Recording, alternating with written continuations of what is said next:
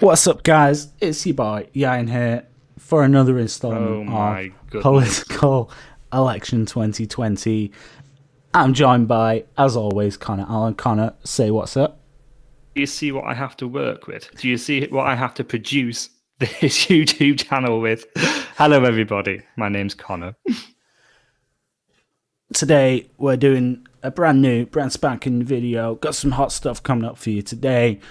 New poll just come out from Rasmussen showing Trump ahead by 1 point. Connor, what do you think of this one? Trump ahead just by 1 point. I think that translates into a Trump landslide victory on polling day. What do you think? Well, when we take into account the fake news bias polls, I think it's fair to say that Trump's probably ahead by 5 or so points right now. So we're going to jump straight into this one. But before we do, please take a moment to subscribe, click that like button, smash that share button, comment down below what you think. How many points is Trump ahead? 10, 5, 15? I don't know. Can he win California? That's what some people are saying. So let's jump into this one. Have a look on the screen in front of you right now. We've got national averages from 538. They're showing Biden ahead 6.9. Don't worry, don't threat. It's fake. It's fake polls, fake news. But the important thing is Rasmussen just come out, new poll. First poll shows Trump ahead by 1%. 1%? 1%. 1%. 1%. What's a percent? I don't know. It's a special kind of percent. Is this huge or is this huge, Connor? It is huge. There's 1% lead because basically what we've seen for the last few months, we've seen Joe Biden. He's been getting numbers off the charts. If you look at the so-called polls, the big polls, right? They've been talking about 7, 8, 9, 10, even more in some of the more ridiculous ones. Yeah. They have predicted a Biden landslide since day one. What are they looking at now? Say no, it's neck and neck.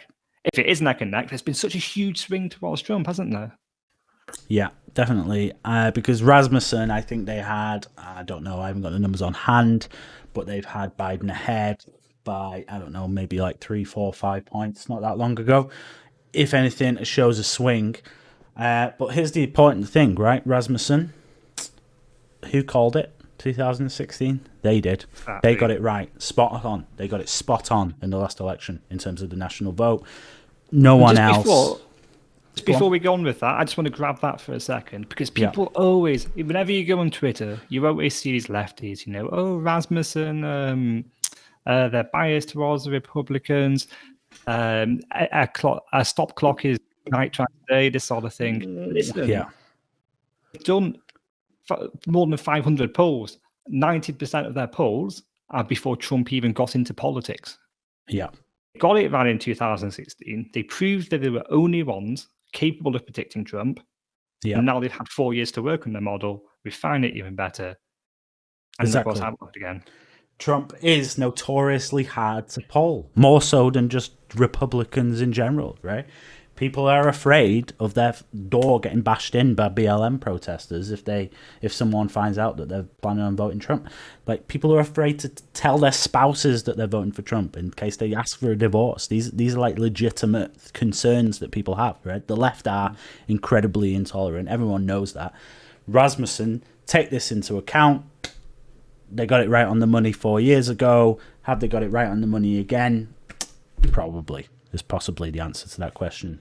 And here's the thing. Even if they're wrong,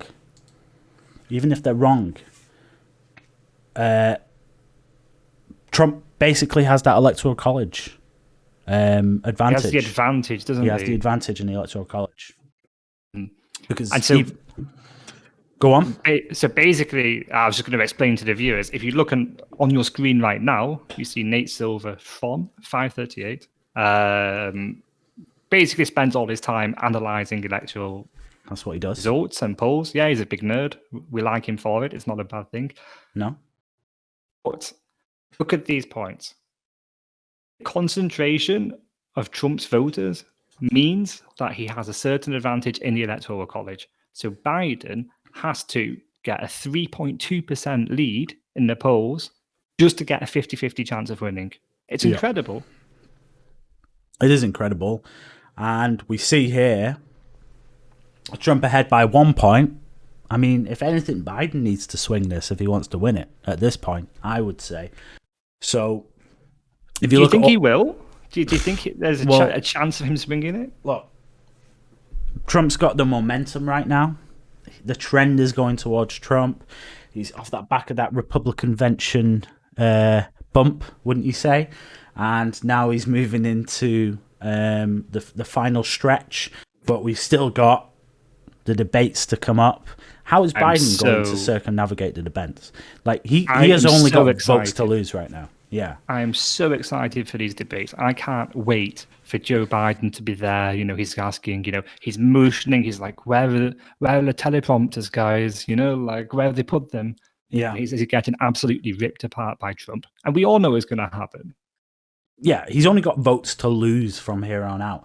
Like I said to you before, the only way that Democrats could reasonably win right now is if they got rid of Biden tomorrow and just replaced him with a half-decent candidate. Maybe the bounce from that might be enough to swing it. I don't know. But I just think those centrists, the independents, they're coming up to polling day. It's like, why the swing now? Because the early voting has started. And, you know, they've been talking, oh, yeah, I'm going to vote for Biden to the pollsters. But really now, when they've actually got to put the money where their mouth is, it's like, am I really going to vote for a guy with dementia? Probably not. Probably just going to have to go with Trump on this one. And even if they don't go with Trump, right, Biden has not generated any enthusiasm in the Democrats. Just watch the Young Turks, okay? They hate the guy. Yeah. So if you're going to be on polling day, it's raining, you know, it's 35 minutes to get to your polling station. Can you really be bothered to go out and vote for a guy you don't particularly believe in? I don't think so. To take the time out of your day? No. No, 100%. Every Trump supporter knows exactly what's on the line. Every Trump supporter. So much enthusiasm for this guy. People are sinking their boats for this guy in boat parades. Like, that's how much they love Trump, because they've never connected with a politician. But this is what the left don't get. They've never connected with a politician like this before. They've never connected with someone and felt like they were there for them, to fight for them, to stand up for what they believe in. When it comes to people like Biden, the man's been in politics for 50 years. He's accomplished nothing. He's there for other people. You can go find a video from Biden getting elected to the Senate as a 29-year-old, I think he was. He's talking about how he took money from the big companies. He's like, yeah, I took money from the big companies. That's the only way you can win the Senate these days. It's like, did Trump? No, he didn't. He did it on the back of donations. There's no special interests when it comes to Trump. He's there because he's been talking about needing someone to do a good job as president for 30 years and gone, well, I'm not getting any younger. I guess I'll just have to be president and do it myself. And then he's gone and done it. And this is exactly why people feel that personal connection to Trump. It's why the left can never understand it. They can never understand why Trump fans are so fiercely loyal to him, because they've never generated anything like it. They wish they had the support Trump had. People feel that special connection to Trump because what they see is what they get. Okay, and yeah, sure, he's a bit brash. He's a bit hard to follow. It's a bit hard to like, especially on the tweets and stuff. Yeah, he's authentic, and that's what people care about. People feel connected to him. They feel like they could be retweeted by him at any time. They feel like Trump, if you're listening, just retweet us, man. Come on. We've been waiting. Anytime now, Donald. Anytime. Yeah, exactly. That's it. That's the point. That's what they don't get. That's going to show up in the polls. Huge. I've never seen so much enthusiasm. Even more enthusiasm than 2016, probably. So, I mean, let's have a look just a little bit more in depth at 2016 statewide. Okay, I don't need to go through this like one by one. You know what happened. Trump won in a landslide. He won Pennsylvania. He won Florida, he won North Carolina, he won Michigan, he won Wisconsin, he won all of these states where they said, no, Hillary's going to win them. And even if he won one of them, you might say, well, yeah, it was in the margin of error. He won all of them. So the polls were wrong. They weren't just wrong a little bit, they were very wrong. Every single swing state. Every single swing state. I remember there's a video of Rachel Maddow, and she's talking just before the election. She says she's laughing. She's like, "Oh, even if Trump wins this and this and this and this, no one ever wins at all of the swing states." Well, he did, unfortunately for you, Rachel. So, well, not unfortunately. I can't wait. We're going to be sat there in 2 months, and we're going to be seeing exactly the same thing over. I'm going to be watching those compilation videos of smug CNN anchors, smug the Young Turks presenters, all the establishment media getting the smoke swiped off their faces. I can't wait. They're going to have a meltdown. And here's the thing, right? Here's the difference. If Trump loses, I will be severely disappointed. I will be. But I'll look to the next election and say, well, what can we do to promote what we believe in and our values in the next election? I won't be going onto the streets and setting fire to buildings. That's what I won't be doing if Trump loses. So that's the difference between the left and the right, as far as I'm concerned. Talk about accepting the result of the election. They still haven't accepted the result from 2016. So when I hear them say, oh, will there be violence from the far right? It's like, well, ridiculous. Why don't you sort out your own violence first before you start throwing stones? Absolutely. Glass houses, the only fascist agitators, the only fascist committed violence I see are Antifa. 100%. Yeah. And obviously you have that, Marxist, anarchist group, also known as Black Lives Matter as well. But listen, let's have a look at these results. Pennsylvania, I said they had Hillary ahead in Pennsylvania, 3.7. They have Biden ahead, 4.7 right now. Trump wins the state. We all know that. I don't need to tell you that. You all know it. Here's the point, though. Even if we accepted these polls, or even if we saw a similar shift, I should say, in these polls as we did last year, it's still well within the margin of error. And not only that, you'd probably, just based upon our own experience of looking at the record of pollsters right now, we'd probably still expect Trump to win these. It's not like Biden is ahead in the fake news polls by 20 points. Right? They're saying, oh yeah, well it's only a few points, and they were wrong last time by 4 or 5 points or whatever in some cases. So another example, the best example probably, Ohio. So they had Trump winning that 1.9. You say, oh, what? Yeah, they had Trump winning that. What are you talking about? Yeah. Right now they've got Trump winning at 1.2. What was the result? 2016, he won it by 8 points. They were off by 7 points. Yeah. Almost 10% of the population they mischaracterized. How was it possible? I hope someone got these polls, really. It's crazy, man. It is crazy. Yeah. And so, yeah, as you were saying before, Trump is so difficult to predict. It's so hard to just put your thumb on why people are voting for him. It's so hard to put your thumb on and to get people to admit they're voting for him. But they're there. The evidence is there that those people exist. And it's going to happen again in 2020. And all these states that the fake news media, they've characterized it as swing states. They're not. They're so pro-Trump. What do you think? Go on. What do you think is going to happen? Do you think will we be seeing a huge red wall on the election day?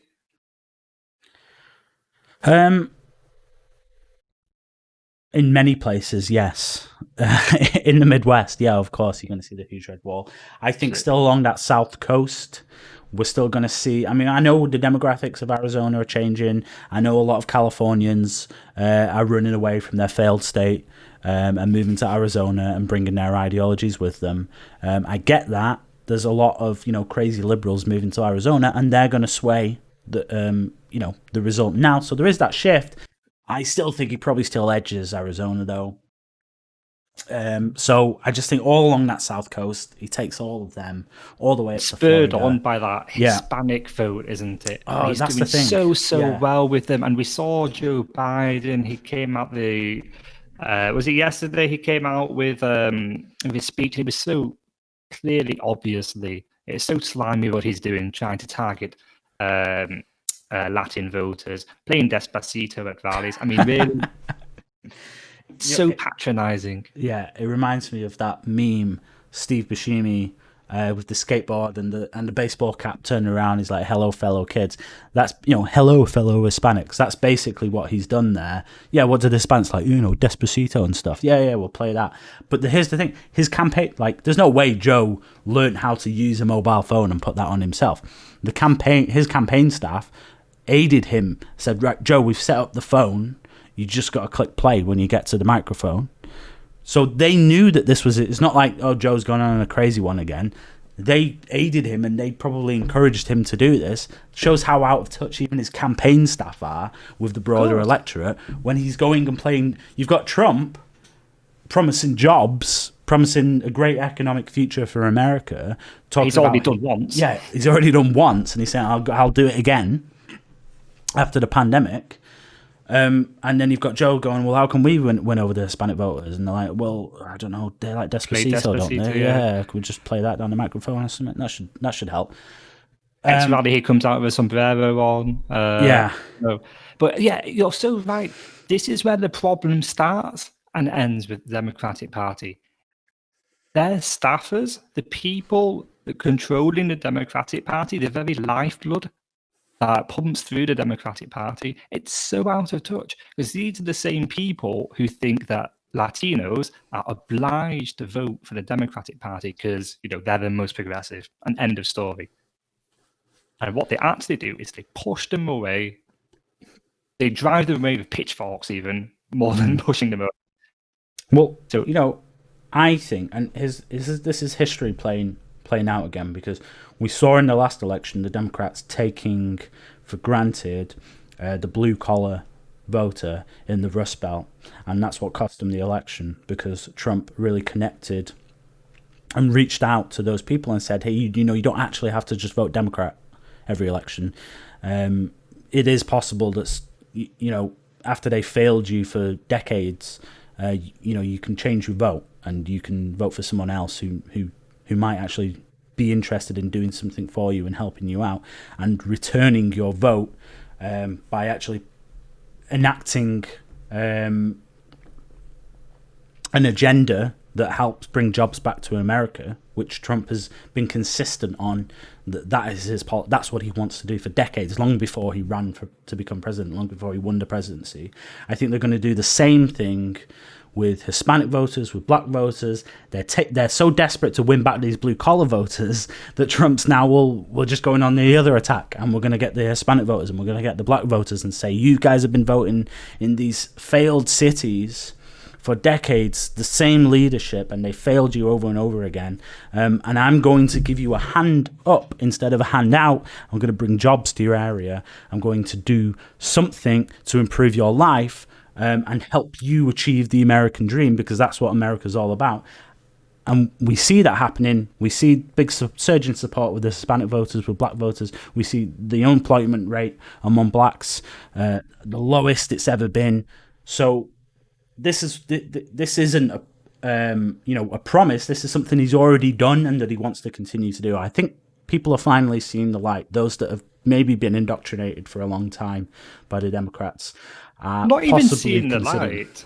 Not even seeing the light, right? Because these young black people, these young Hispanic people, they're not stupid. And they see two very different contrasting messages coming from the two political camps. On the one hand, you have Antifa, you have the Democrat leadership turning a blind eye to the excesses, and it's not the gated communities that these mobs roll through. It's poor black Hispanic areas, and these people see with their own eyes these thugs and vandals smashing up their own businesses and smashing up their livelihoods and burning their car. Okay, and on the other side, you have President Trump, statesman-like as ever, promising more jobs, bringing back manufacturing. He's brought back more manufacturing jobs to the US than any president. Probably the only president since after the 2000s to bring back manufacturing jobs rather than give them away. And this is what matters to these people, because what poor people And less advantaged voters, what they care about is maintaining their livelihood, having a job, and having the dignity that comes with going to work every day. They don't care about these far left grand schemes and messages about, the greater good and socialism and this, that, and the other. It doesn't interest them. It's almost as if people with families and children and other people that they care about are concerned about their livelihood and actually want to work hard and have great aspirations to achieve more in their life and do something more meaningful with their life for the good of their family, for the good of their children, and actually are kind of a bit sick and fed up with being told to vote Democrat and just accept the handouts that the government gives them. It's almost as if that's the message that's going along now. And Trump's going to win. It's as simple as that. The man is going to win because his message resonates with people. He's going to do more for people. Biden has a 47-year record of non-achievement, doing nothing. He's accomplished nothing. He's made things worse. He is, as Trump Jr. said, the Loch Ness Monster of the swamp. The man epitomizes everything that Trump stands against. And the Democrats were insane to even rig the election in his favor because it's convention. Such a feat. Yeah. Such a feat to turn the sitting president into the anti-establishment figure. Like that's what they've done. It's crazy. I don't understand how they managed it, but somehow they have. Yeah, it's absolutely insane. So, as far as I'm concerned, unless something drastic happens, really, really drastic, Trump is on course for probably, I would say definitely a bigger victory than the 2016 result at this point. Have you got anything to add onto that? Nothing to add. It's very hard to disagree with you. I think we could be seeing a lot of blue states turning red. And I didn't think this. You go back to our first video, I didn't think this at the start of the election. No, exactly. Yeah, you've seen the light as well. And, Trump's going to win. I think listen, we've presented the evidence there for you.